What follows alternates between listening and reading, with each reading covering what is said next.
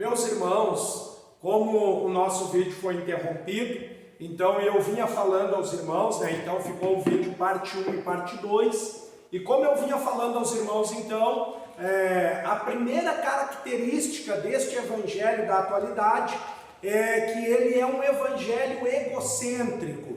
O que é um evangelho egocêntrico? É quando o homem, ele é o centro deste evangelho. Eu quero dar aqui alguns exemplos, é tão verdade o que eu estou vos falando, meus irmãos, que quando a gente olha para a maioria dos nossos hinos que hoje na nossa atualidade são cantados e a maioria de nossas pregações que são pregadas, nós vamos ver que elas são direcionadas a uma satisfação humana. Elas são devotadas, e estes hinos são devotados para a satisfação do homem, para o agrado do homem. É por isso que eu lhes digo que este evangelho da atualidade é um evangelho egocêntrico. Eu quero te dar alguns exemplos aqui. Quando a gente escuta, estes hinos, eles vão sempre falar como que uma autoajuda, como que uma exaltação humana. Ele vai engrandecer o nome do homem, ele vai exaltar o homem e ele vai colocar o homem como que num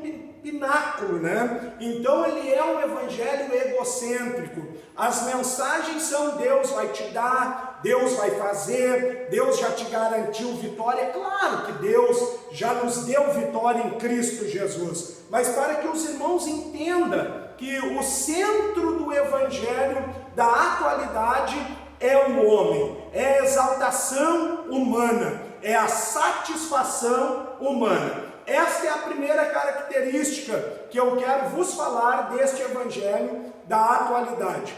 A segunda característica, meus irmãos, é que este evangelho da atualidade, ele não mostra para nós e não nos ensina, a real condição do gênero humano, a real condição do ser humano, que é uma condição longe de Deus, na sua criatura, de um ser pecador, de um ser de natureza pecaminosa. Então este evangelho da atualidade, ele oculta esta real condição, ele deixa o homem autossuficiente, ele deixa o homem capaz de muitas coisas, e com isso o homem acaba esquecendo a sua real condição, que é um pecador que precisa e depende da misericórdia de Deus, do perdão de Deus e de retornar para Deus, de voltar para o Senhor. Então entenda, a segunda característica é essa: ele oculta a real condição do ser humano de pecador. Terceira característica deste evangelho é esta: ele torna a pessoa mais amante de si mesmo e dos seus belos prazeres do que amigo de Deus. A pessoa, ela acaba se amando tanto e amando tanto os seus desejos, as suas vontades, os seus prazeres, que ela torna-se amante de si. Isto o apóstolo Paulo já escrevia para Timóteo, dizendo que os homens seriam mais amantes de si mesmo do que amigos de Deus. Este é o evangelho da atualidade, que deixa o homem mais voltado para a sua satisfação pessoal, que deixa o homem mais voltado, meu irmão, em satisfazer o seu ego, as suas vontades, os seus desejos, as suas vaidades, do que agradar e servir a Deus. Então entenda, esta é uma característica do evangelho da atualidade. Mais uma, terceira, torna-se o homem amante de si mesmo e mais amante dos seus prazeres do que amigos de Deus. A quarta, e eu quero encerrar aqui para não ser muito extenso aos irmãos, é que este evangelho da atualidade, ele não ensina a pessoa, o ser humano, o homem, a renunciar pelo amor do Senhor. É um evangelho que ele não nos ensina a abrir mão de coisas e de algo por o amor do Senhor.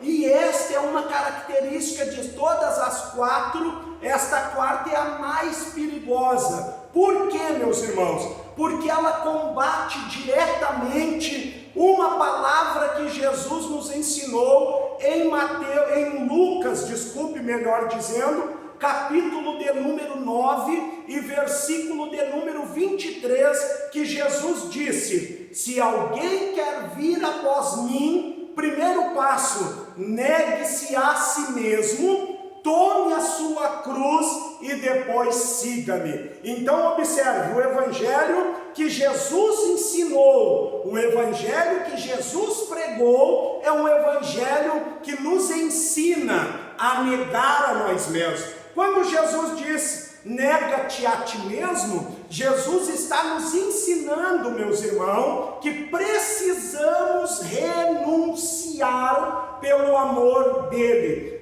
Nega-te a ti mesmo, nega a você para poder seguir-me. Eu entendo que Jesus está dizendo que nós necessitamos abrir mão de muitas coisas pelo amor dele. E uma das coisas, meus irmãos, é que nós precisamos negar a vontade da nossa carne. E é por isso que esta última característica, ela é muito perigosa. Jesus ensina a nós renunciar a nós mesmos, combater a nossa carne, combater os desejos carnais pecaminosos. E quando eu falo nisso, é normal que a Bíblia nos ensina que esta ação poderosa se dá pela uma ação do Espírito Santo. Isso está diretamente relacionado ao Espírito do Senhor. Por isso nós precisamos estar cheios do Espírito